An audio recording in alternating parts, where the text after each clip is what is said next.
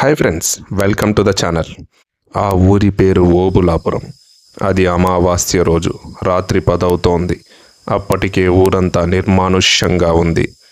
ఊళ్ళోని జనమంతా తమ ఇళ్లకు తలుపులేసుకున్నారు. నాగన్న తమ తోట నుంచి ఒక్కడే ఇంటికి నడుచుకుంటూ వస్తున్నాడు. ఓబులాపురం పొలిమేరలో ఒక పెద్ద మర్రి చెట్టు ఉంది. అది దాదాపు ఎండిపోయి ఉంది. నాగన్న ఆ మర్రి చెట్టు దగ్గరకు రాగానే కొంచెం వేగంగా నడవడం మొదలు పెట్టాడు. ఆ చెట్టును దాటుతుండగా నాగన్న అంటూ ఎవరో అన్నారు. అతడు ఆగి భయంగా చెట్టు వైపు చూశాడు. ఒక ఆడగొంతు ఏడుస్తూ, రా నాగన్న, నన్ను విడిపించు, రా, నా దగ్గరకు రా అంది. నాగన్న అటువైపు అడుగు వేయబోయాడు. వెనుక బైక్లో ఒక వ్యక్తి వచ్చి నాగన్న పక్కన బైక్ ఆపి, ఏయ్ నాగన్న మామ, ఎక్కడికి అట్లా పోతున్నావు, బండెక్కు అన్నాడు. నాగన్న నిద్రలోంచి మేల్కొన్నట్టుగా తుల్లిపడి వెళ్ళి అతడి బండిలో కూర్చున్నాడు.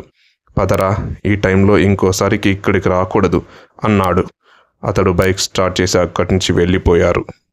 మరుసటి రోజు ఉదయం 10 గంటలవుతోంది. కొంతమంది జనం ఊర్లో ఉన్న వేప చెట్టు కింద కూర్చొని మాట్లాడుకుంటున్నారు. టౌన్ నుంచి వచ్చిన బస్సు పక్కనే ఉన్న బస్టాండ్లో ఆగింది. అందులోంచి శ్రీలత, ఆమె స్నేహితులు వినయ్, సౌజన్య, కృష్ణ దిగారు. శ్రీలత సొంత ఊరు అది. టౌన్లో బీటెక్ చదువుతోంది. చెట్టు కింద కూర్చున్న వ్యక్తులలో ఒక వ్యక్తి, ఏం లత, బాగున్నావా అన్నాడు. బాగున్నా బాబాయ్ అంది లత. ఎవరు వాళ్ళు, ఫ్రెండ్సా అన్నాడు ఆ వ్యక్తి. అవును బాబాయ్, ఫ్రెండ్స్ ఊరు చూస్తామంటే పిలుచుకొని వచ్చాను అంది. సరే పద, నేను ఇంటి దగ్గర విడుస్తాను అని ఆ వ్యక్తి, ఇంకొక వ్యక్తి వాళ్లను బైక్లలో ఎక్కించుకొని లత ఇంటికి బయలుదేరారు. దారిలో వెళ్ళేప్పుడు ఇళ్లకు ఒక ఎరుపు రంగు చేతి గుర్తు ఉండడం చూశారు లతా ఫ్రెండ్స్. ఇంటికి వెళ్ళి ఫ్రెష్ అయి లతా రూమ్కి వెళ్ళారు ఫ్రెండ్స్ అందరూ కలిసి. అప్పుడు వినయ్ అడిగాడు, లత, ఏంటి ఊర్లో ప్రతి ఇంటికి ఒక ఎరుపు రంగు చేతి గుర్తు ఉంది అని అడిగాడు. దానికి లత అంది, ఇంట్లోకి ఎటువంటి దుష్టశక్తి రాకుండా ఒక రక్ష మా ఊళ్ళో ప్రతి ఇంటికి ఉంటుంది అంది. అప్పుడు సౌజన్య, ఏంటి దుష్టశక్తి వస్తే ఆ చెయ్యి కొడుతుందా అంది నవ్వుతూ. అందరూ నవ్వారు. లత కూడా నవ్వుతూ, అది మీకు అర్థం కాదులే అంది. మరుసటి రోజు లత ఫ్రెండ్స్ని వాళ్ళ తోటకు తీసుకువెళ్ళింది. తోటకు వెళుతుండగా లత వాళ్ళ నానమ్మ అంది, లత, చీకటి పడేలోగా ఇంటికి వచ్చేయండి. ఆ మర్రి చెట్టు దారి వెంట వెళ్ళవద్దు, వేరే దారిలో వెళ్ళండి అంది. లత దానికి సరేనంది. అందరూ 2 బైక్స్లో బయలుదేరి తోటకు చేరుకున్నారు. తోటకు వెళ్ళాక కాసేపు తిరిగి తోటలో ఉన్న షెడ్కి వెళ్ళి కూర్చున్నారు. అప్పుడు కృష్ణ అడిగాడు, లత, ఎందుకు మీ నాన్నమ్మ చెట్టు దారిలో వెళ్ళవద్దు అంది? లత, నేను చెప్పేది విని భయపడకండి అని జరిగిన కథ చెప్పడం మొదలుపెట్టింది. సుమారు 30 సంవత్సరాల క్రితం ఈ ఊర్లో ప్రభావతి అనే ఒక ఆమె ఉండేది. ఆమె చేతబడులు, ఇతర క్షుద్ర విద్యలు చేసేదని ఈ ఊళ్ళో వాళ్ళు నమ్మేవారు. ఒకరోజు ఈ ఊర్లో ఉండే సంజన్న అనే వ్యక్తి రాత్రి పొలానికి వెళ్ళి ఇంటికి తిరిగి వస్తుండగా ఆ ఊరి పొలాల్లో పక్కన ఏవో మంటలు కనిపించాయి. సంజన్న అటువైపుగా వెళ్ళి చూస్తే ప్రభావతి క్షుద్ర పూజలు చేస్తూ కనిపించింది. దాంతో సంజన్న ఊర్లోకి వెళ్ళి జనాలను పిలుచుకొని అక్కడికి వెళ్ళాడు. అప్పుడు ఊర్లో అందరూ కలిసి ఆవిడను చెట్టుకు కట్టి కట్టెలతో కొట్టి చంపేశారు. అక్కడే గుంత తవ్వి పూర్తి చేశారు. అది జరిగిన 11 రోజుల తర్వాత అర్ధరాత్రి ఊరంతా నిశ్శబ్దంగా ఉంది. సంజన్న ఇంటి తలుపును ఎవరో ధబ్ ధబ్ అని కొట్టసాగారు. సంజన్న కొడుకు లేచి, ఏయ్ ఎవరు అని అడిగాడు. అప్పుడు, తలుపు తెరవరా, మీ నాన్నతో పని ఉంది అని భయంకరమైన గొంతు వినిపించింది. దాంతో అతడు భయపడి ఇంట్లో అందరినీ నిద్రలేపాడు. వారంతా భయంగానే వెళ్ళి తలుపు తీశారు. బయట చూస్తే ఎవరూ కనిపించలేదు. మరుసటి రోజు రాత్రి ఊర్లో ఇంటిపైన ఎవరో నడుస్తున్నట్లు ఘల్ ఘల్ మంటూ గజ్జల శబ్దం వినిపించసాగింది. కానీ బయటకు వచ్చి చూస్తే ఎవరూ కనిపించేవారు కారు. తర్వాత ఒకరోజు మధ్యాహ్నం ఒక వ్యక్తి ఒక్కడే ఆ మర్రి చెట్టు దారిలో నడుచుకుంటూ వస్తున్నాడు. ఆ చెట్టు దగ్గరకు రాగానే అతడు స్పృహ తప్పి పడిపోయి ఉన్నాడు. అటువైపు దారిలో వెళ్తున్న వాళ్ళు అతన్ని లేపి పక్కకు కూర్చోబెట్టి ఏమైందని అడిగారు. ప్రభావతి అని గట్టిగా అరిచాడు అతడు. వారంతా ఉలిక్కిపడ్డారు. అదే నన్ను కింద పడేసి నా మీద కూర్చుని చంపబోయింది. ఇంతలో మీరు వచ్చి నన్ను ప్రక్కకు తీసుకువచ్చారు అన్నాడు అతడు. ఈ విషయం ఊరంతా తెలిసింది. అప్పుడు వాళ్లకు అర్థమైంది, ఊళ్ళో అర్ధరాత్రి తలుపులు కొడుతోంది, ఇళ్ల మీద నడుస్తోంది ఎవరని. దాంతో ఊరి జనమంతా కలిసి ఆ ఊర్లోని గుడి పూజారి దగ్గరకు వెళ్ళి విషయం చెప్పి పరిష్కారం అడిగారు. అప్పుడు ఆయన కొంతసేపు కళ్ళు మూసుకొని ధ్యానం చేసి ఈ విధంగా చెప్పాడు. మన ఊరి జనం కొట్టి చంపింది మామూలు మనిషిని కాదు, క్షుద్ర ఉపాసకురాలిని. అంతేగాక ఆమె చనిపోయిన తరువాత జరగవలసిన కర్మలు కూడా జరగలేదు. దాంతో ఆమె ప్రేతాత్మగా మారింది, ప్రతీకారం కోసం ఎదురు చూస్తోంది అన్నాడు.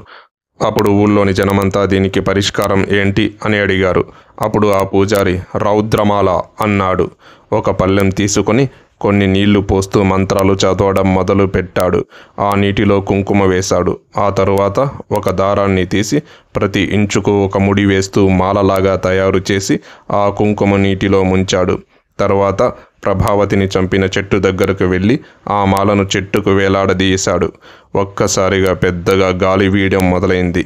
అక్కడ ఉన్న ఒక ఆమె గట్టిగా అరవడం మొదలుపెట్టింది. రేయ్, మీరు నన్ను ఆపలేర్రా, నా ప్రతీకారం తీర్చుకొనిదే నేను వెళ్ళను. ఈ మాల ఏ రోజైతే ఈ చెట్టు నుంచి విడిపోతుందో ఆ రోజు ఏ మనిషి ఏ దేవుడు ఎవ్వరూ ఆపలేరు నన్ను. ఓబులాపురం రక్తంతో తడుస్తుంది అని కింద పడిపోయింది. అప్పుడు పూజారి పళ్ళెంలో నీటిని కొన్ని ఆమె మీద చల్లాడు. ఏదో గాలి ఆమె నుంచి చెట్టులోకి వెళ్ళిపోయినట్టుగా అనిపించింది ఆ ఊరి జనానికి. ఆ తరువాత ఆ ఊర్లోని ప్రతి ఇంటికి పూజారి ఆ కుంకుమ నీటిని చేతి ముద్రగా వేశాడు. ఆ ముద్రని ఇప్పటికీ ఎవ్వరూ చెరపరు. అందుకే ఆ చెట్టు దారి నుంచి వెళ్ళడానికి అందరూ భయపడతారు అని చెప్పడం పూర్తి చేసింది లత. సౌజన్య కృష్ణలో కొంచెం భయం మొదలైంది. ఆ తరువాత వారు ఇంటికి వెళ్ళి భోజనం చేసి రాత్రి డాబా పైన పడుకున్నారు. అప్పుడు వినయ్ అన్నాడు, రేయ్, మనం ఆ చెట్టు దగ్గరికి వెళ్దామా అని. ముగ్గురు ఒక్కసారిగా ఉలిక్కిపడి లేచి కూర్చున్నారు.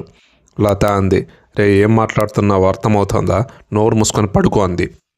అప్పుడు వినయ్ లేచి, ఏం కాదు, జస్ట్ వెళ్ళి చూసి వీడియో తీసుకొని వచ్చేద్దాం, ఒక హర్రర్ ఎక్స్పీరియన్స్ లాగా ఉంటుంది కదా అన్నాడు. ముందు మిగతా ముగ్గురు ఒప్పుకోకపోయినా వినయ్ వాళ్ళని ఒప్పించాడు.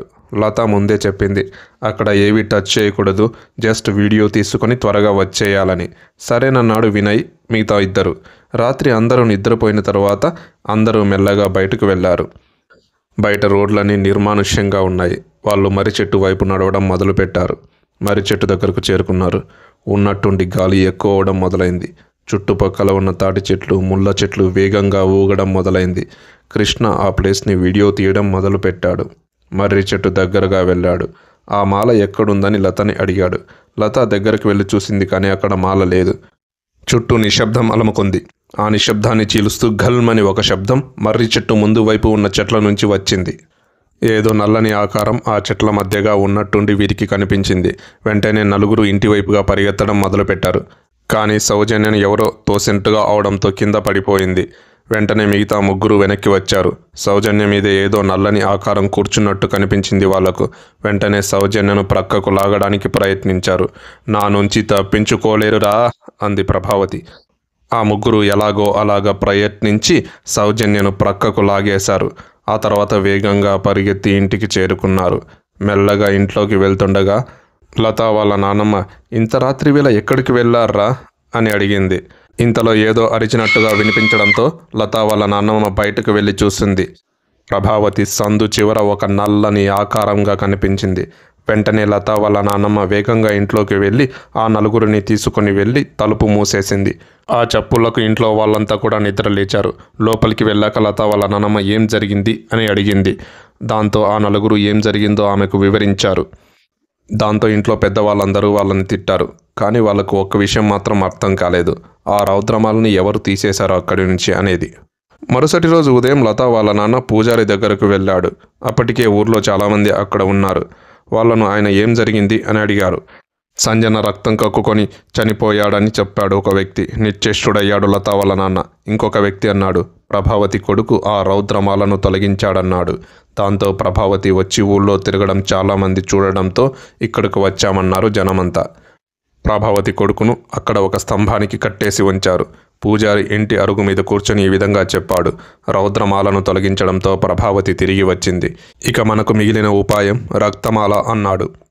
ప్రభావతి కొడుకు చేతికి ఒక సూదిని గుచ్చి రక్తం వచ్చేలా చేసి ఆ రక్తంతో తడిపిన మాలను తయారు చేశాడు. ఇంతలో ఒక ఆమె పూజారి వైపుకు పరిగెత్తుకుంటూ వచ్చింది. ఊరి జనమంతా ఆమెను పట్టుకున్నారు. రేయ్, మిమ్మల్ందరినీ చంపేస్తా, నన్నెవ్వరూ ఆపలేరు అని గట్టిగా అరవడం మొదలుపెట్టింది ఆమె. వెంటనే ఆమెను తీసుకొని అందరూ రక్తమాలతో సహా మర్రి చెట్టు దగ్గరకు వెళ్లారు. పూజారి ఆ మర్రి చెట్టు కాండం చుట్టూ రక్తమాలను చుట్టి ఏవో మంత్రాలు చదివాడు. ఆ తరువాత ఆ కాండం చుట్టూ గోడను కట్టి ఎవరికీ కనిపించకుండా మూసేశారు. ప్రభావతి కొడుకుని ఊరి నుంచి బయటకు పంపేశారు. ప్రభావతి ప్రతీకారం కోసం మళ్ళీ రాగలదా? వీడియో ఎలా ఉంది ఫ్రెండ్స్? నచ్చితే లైక్ చేయండి, కామెంట్స్లో మీ అభిప్రాయాన్ని చెప్పండి. ఇలాంటి మరిన్ని వీడియోస్ కోసం ఛానల్ని సబ్స్క్రైబ్ చేసుకోండి. Thank you.